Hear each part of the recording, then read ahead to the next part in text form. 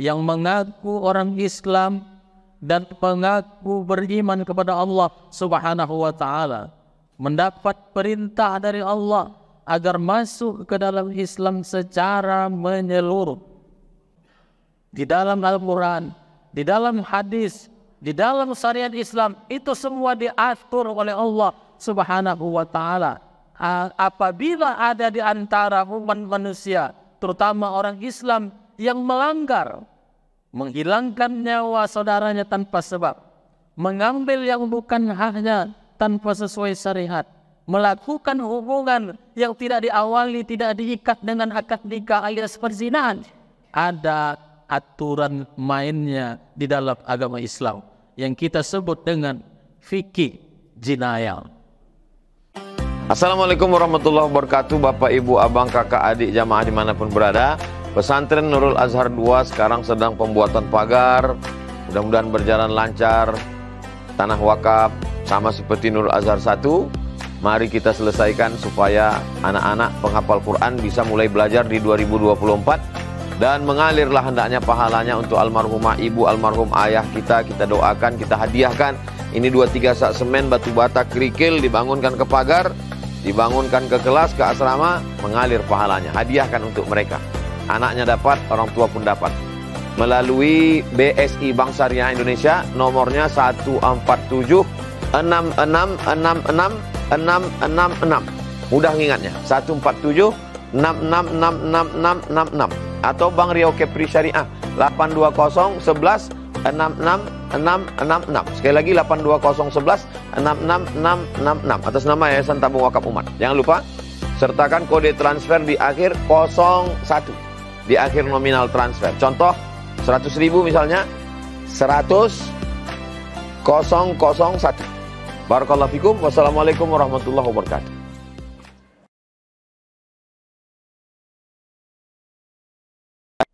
Alhamdulillahi Rabbil Alamin, Alladzi arsala rasulahu bil huda wa dinil haqq liyuzhirahu 'ala ad-dini kullihi wa kafa billahi shahida.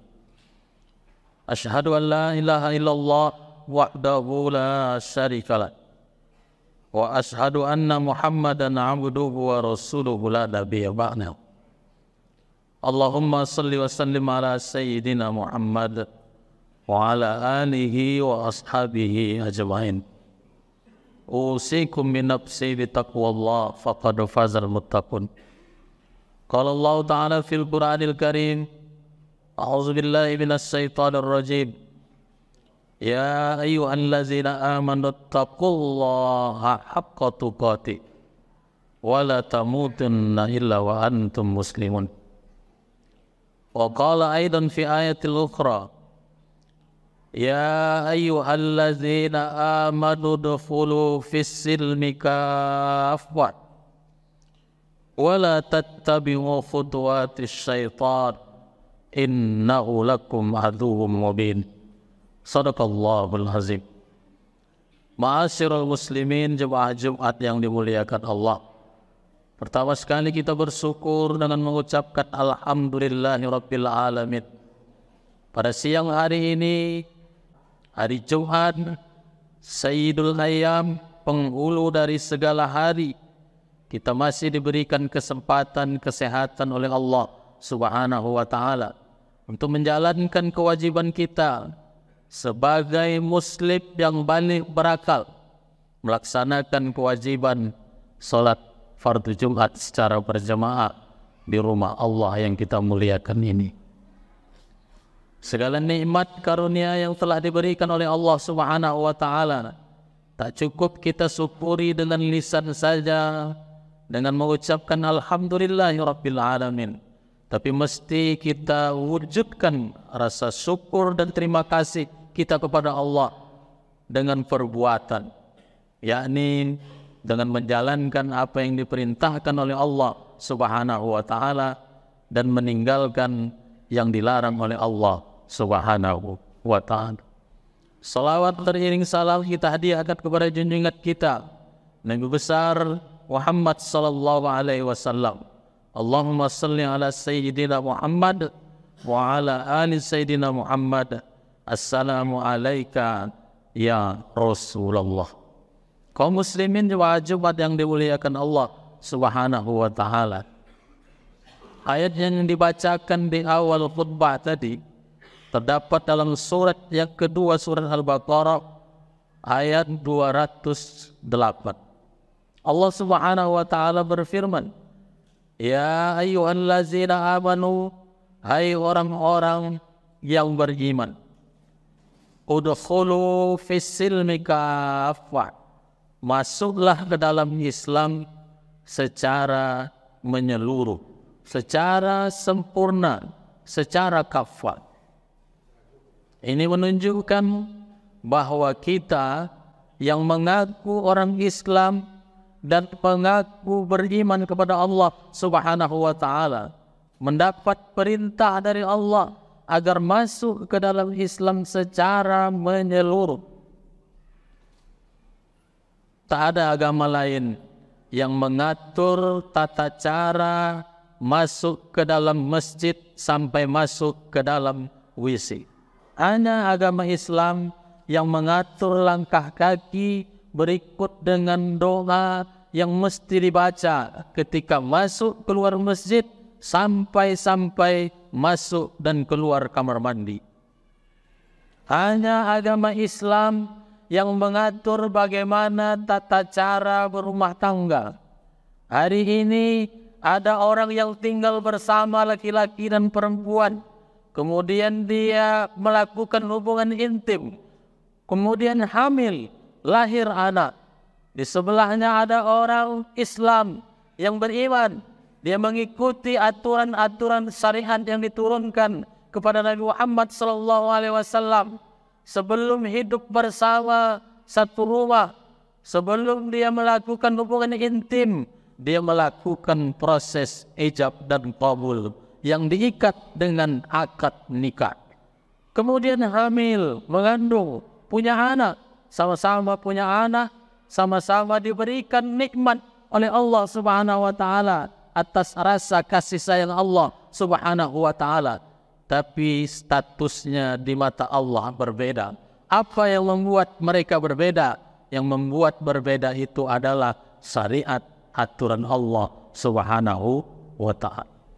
Kaum muslimin jemaah Jumat yang dimuliakan oleh Allah Subhanahu wa ta'ala, sebagai orang Islam yang beriman kepada Allah dan beriman kepada Rasulnya, maka setiap hembusan tarikan nafas kita, setiap langkah kaki kita, maka kita takkan pernah luput dari aturan-aturan syariat yang telah diturunkan Allah kepada Rasulullah SAW, termasuk kepada kita umatnya hari ini.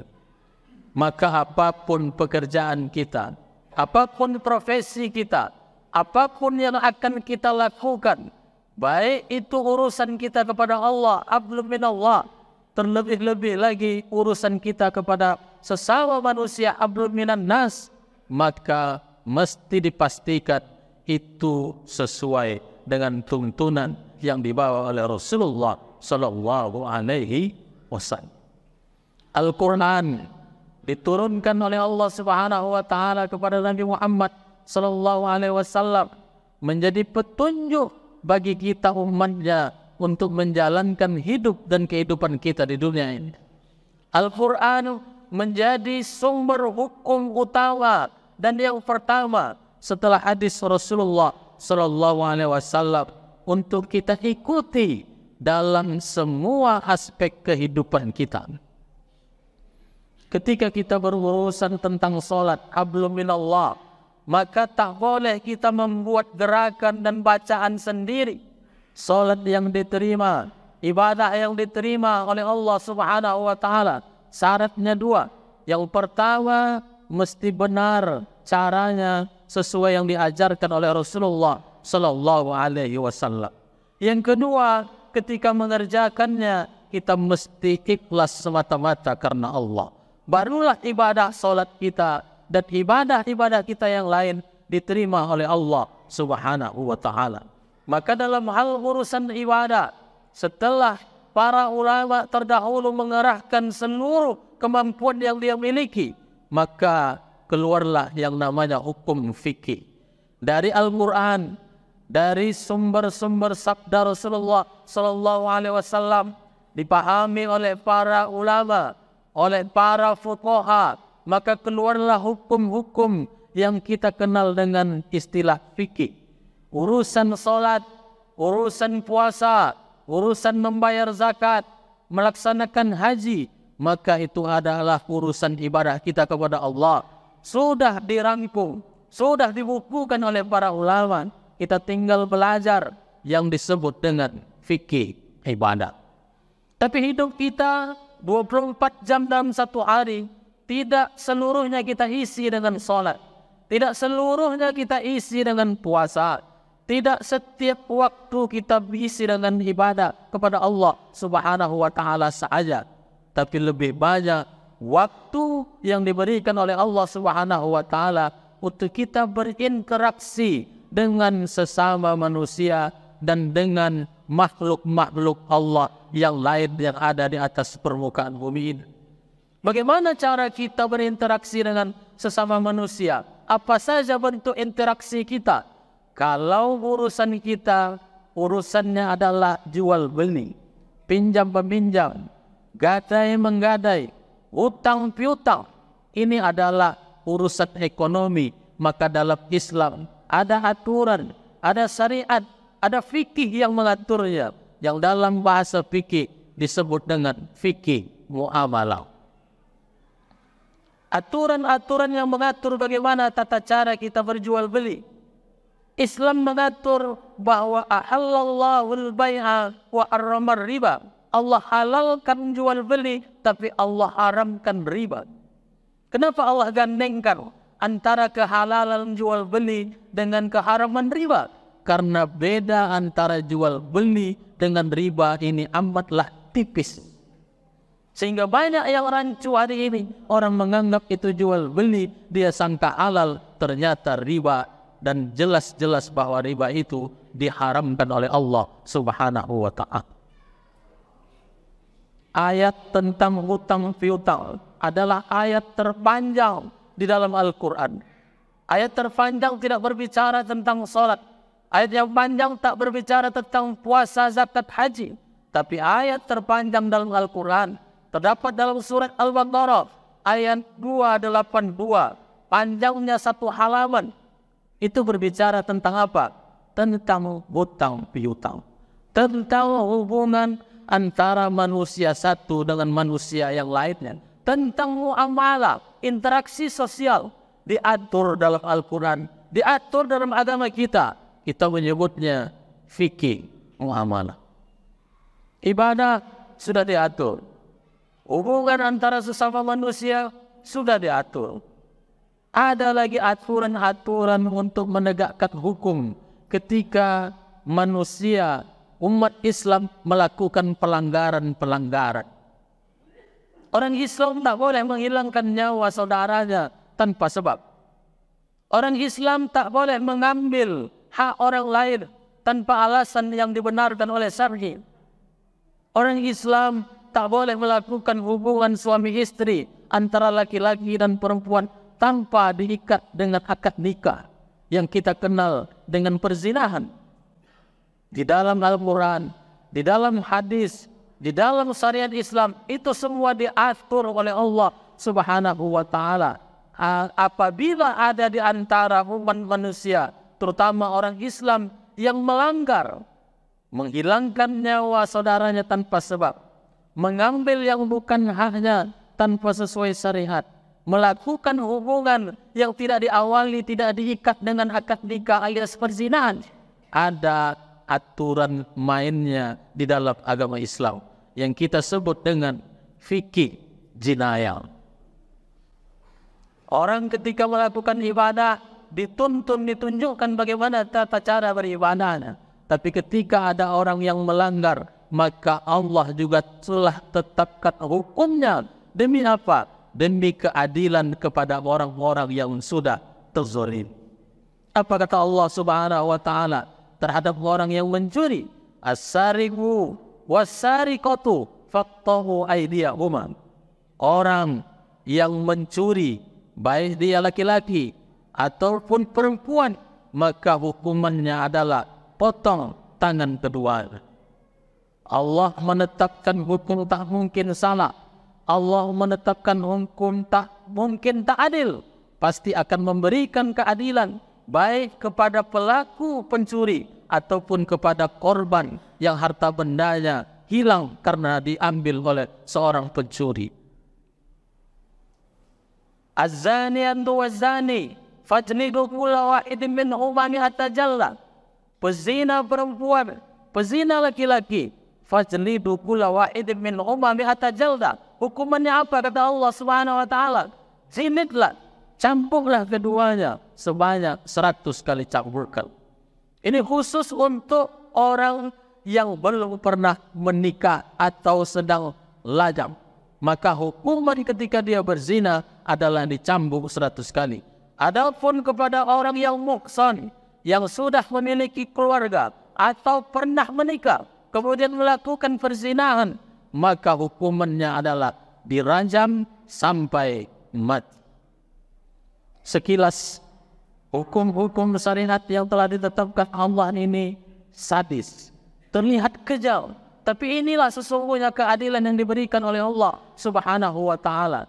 Andailah ada orang hari ini mencuri yang sudah sampai kadarnya, sampai nisab batas, ditetapkan hukum potong tangan atas apa yang dia ambil, maka tentu tak akan ada lagi orang yang berani mencuri karena hukumannya amat sangat berat. Kenapa hari ini ketika ada orang yang mengambil kotak infak masjid, kemudian kita laporkan ke aparat kepolisian, ditangkap, dipenjara, beberapa saat setelah itu keluar, tertangkap lagi. Berapa banyak kita menyaksikan di media cetak, membaca di media cetak, kita saksikan di media televisi, di media sosial, orang yang berkali-kali bolak-balik keluar masuk penjara, keluar masuk kantor polisi. Karena apa? Tak ada efek jerah.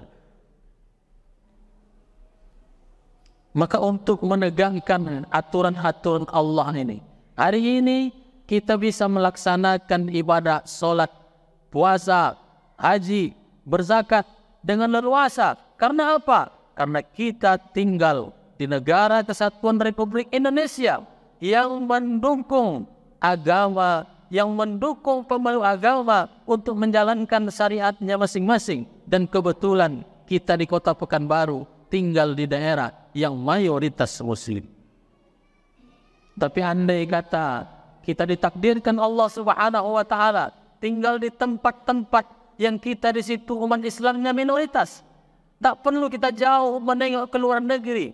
Di dalam negara Kesatuan Republik Indonesia, di daerah-daerah tertentu yang di situ kita minoritas, bagaimana kita lihat saudara-saudara kita dulu di Papua ketika ingin melaksanakan salat Idul Fitri, masjidnya dibakar. Karena apa? Karena kita minoritas. Bagaimana juga kita sudah menyaksikan baru-baru ini di salah satu provinsi yang di situ kita adalah minoritas, dicela ketika ada pegawai negeri yang memakai hijab. Kita di sini tak akan ada yang berani mengganggu ketika kita akan melaksanakan sholat.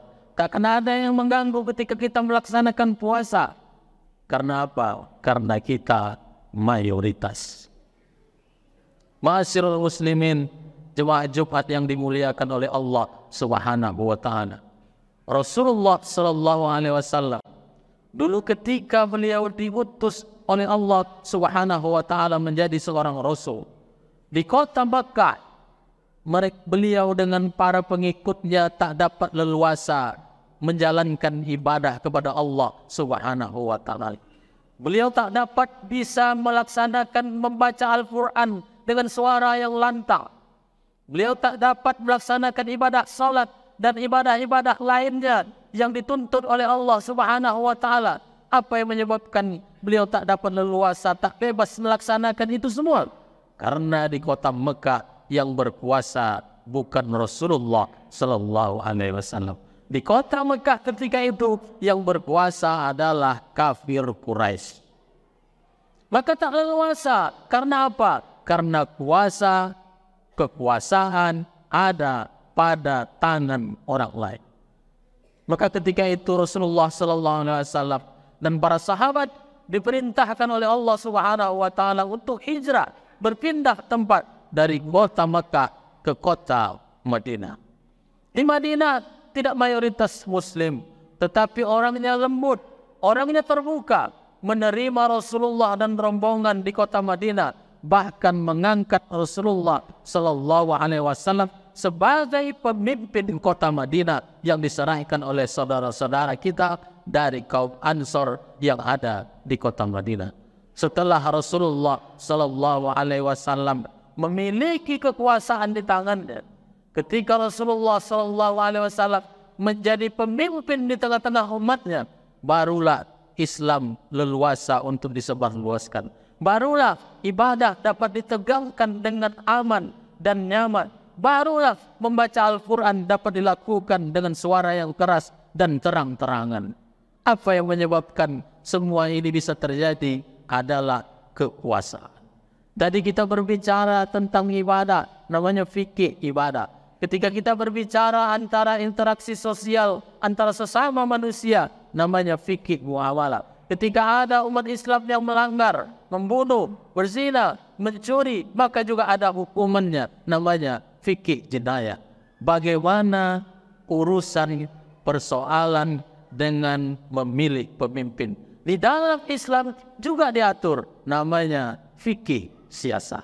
Dari cerita yang kita sampaikan terkait bagaimana Rasulullah SAW tidak memiliki keleluasaan ketika di kota Mekah. Karena di kota Mekah yang berkuasa ketika itu adalah kafir Quraisy. Tapi ketika beliau hijrah ke kota Madinah, orang-orang Madinah menyerahkan tampuk pemerintahan, tampuk kepemimpinan kepada Rasulullah SAW.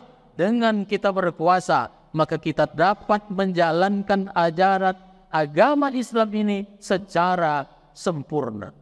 Kenapa ini patut kita sampaikan? Kenapa ini patut Khatib sampaikan pada khutbah Jumat kali ini? Karena tak semua orang bisa datang dan mau datang ke pengajian-pengajian yang dibuat di dalam masjid.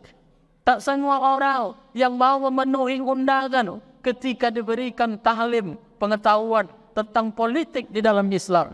Momentum ketika seluruh laki-laki, seluruh muslim yang balik, berakal, melaksanakan kewajibannya untuk salat fardu Jumat di masjid. Inilah momentum kita menyampaikan bahwa umat Islam tidak hanya mengurus masalah ibadah kepada Allah Subhanahu wa taala saja. Umat Islam tidak hanya urusannya menikah, kawin, cerai dan rujuk saja.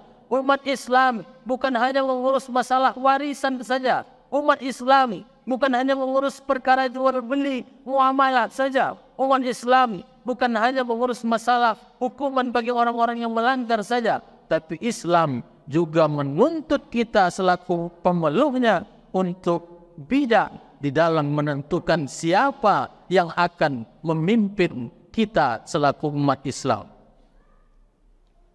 Hukum-hukum Islam tidak akan mungkin tegak di negara ini kalau tidak kita perjuangkan secara konstitusional.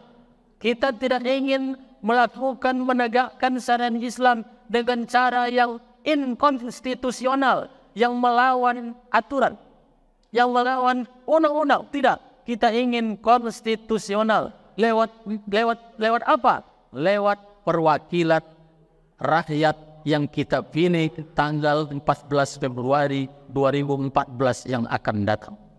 Tak mungkin akan lahir undang-undang tentang larangan zina. Tak mungkin lahir undang-undang tentang tak bolehnya mengkonsumsi narkoba. Tak mungkin lahir undang-undang tentang hukuman potong tangan bagi orang yang mencuri. Tak mungkin lahir undang-undang tentang orang yang membunuh mesti dihukum qisas. Kalau umat Islam tidak menguasai parlemen, kalau orang-orang baik yang ada di tengah-tengah umat Islam tidak kita dudukkan mereka sebagai perwakilan kita di DPR, karena kita ingin berjuang secara konstitusional. Oleh karena itu kaum muslimin, jemaah Jumat yang dimuliakan oleh Allah, Subhanahu wa ta'ala. Silahkan kita khusyuk salat, silahkan kita khusyuk melaksanakan ibadah haji dan lain sebagainya. Tapi jangan sampai kita melupakan salah satu perkara yang dituntun oleh Rasulullah sallallahu alaihi wasallam, sudah dicontohkan oleh Rasulullah sallallahu alaihi wasallam, bahwa dengan kekuasaanlah agama Islam dapat disebarluaskan. Aturan-aturan Islam, hukum-hukum Allah dapat ditegakkan. Itu semua hanya melalui kekuasaan yang berada di tangan umat Islam. Momentum pemilu, pemilihan umum yang hanya sekali dalam 5 tahun, jangan sampai kita sia-siakan. 5 menit di dalam bilik suara ini menentukan nasib umat Islam, menentukan tegak tidaknya hukum Islam untuk 5 tahun yang akan datang.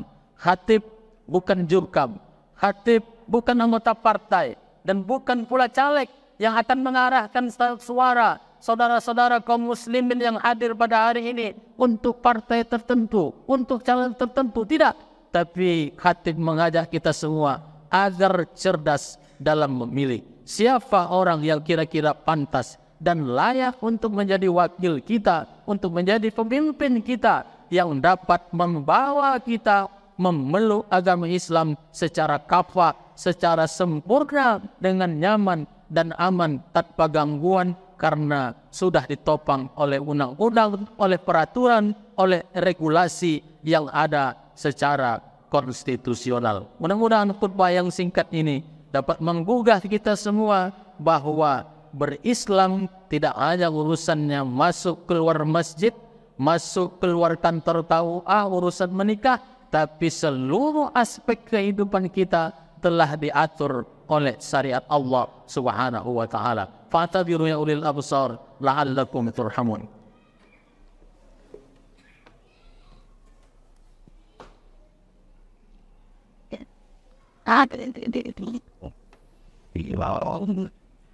Alhamdulillahi rabbil alamin, allazi khalaqal mauta wal hayata liyabluwakum ayyukum ahsanu amala wa huwal azizul ghafur. Asyhadu an la ilaha illallah wahdahu la syarika lah wa asyhadu anna Muhammadan abduhu wa rasuluhu la nabiyya ba'da. Allahumma salli wa sallim ala sayyidina Muhammad wa ala alihi wa ashabihi ajmain. Usikum bi nafsi bi taqwallah faqad fazal muttaqun. Qala Allah ta'ala fil Qur'anil Karim, a'udzu billahi minasy syaithanir rajim. Ya ayyuhallazina amanu taqullaha wal tanzur nafsum ma qaddamat lighad wattaqullaha innallaha khabirum bima ta'malun. Innallaha wa malaikatahu yusalluna 'alan nabi ya ayyuhallazina amanu sallu 'alaihi wa sallimu taslima. Allahumma salli 'ala sayidina Muhammad wa 'ala ali sayidina Muhammad kama shallaita 'ala sayidina Ibrahim wa 'ala ali sayidina Ibrahim wa barik 'ala sayidina Muhammad wa 'ala ali sayidina Muhammad kama barakta 'ala sayidina Ibrahim wa 'ala ali sayidina Ibrahim fil 'alamin innaka Hamidum Majid. Allahumma ighfir lil muslimina wal muslimat wal mu'minina wal mu'minat al ahya'i minhum wal amwat innaka sami'un qaribun mujibud da'wat wa ya qadiyal hajat. Allahumma ansuril Islam wal muslimina fi Palestin. Allahumma ansuril Islam wal muslimina fi Palestin. Allahumma ansuril Islam wal muslimina fi Palestin. Allahumma barik lana fi Rajab wa Sya'ban wa ballighna Ramadan. Rabbana 'alaika tawakkalna wa ilaika anabna wa ilaikal masir. Rabbana taqabbal minna du'ana innaka antas samiul alim wa tub 'alaina innaka antat tawwabur rahim. Rabbana atina fid dunya hasanah wa fil akhirati hasanah wa qina azaban nar. Ibadallah, inna Allah ya'muru bil adli wal ihsan wa ita'izil qurba wa yanha 'anil fahsai wal munkari wal baghi ya'izukum la'allakum tadhakkarun wa la zikrullahi akbar. Aqimis salam.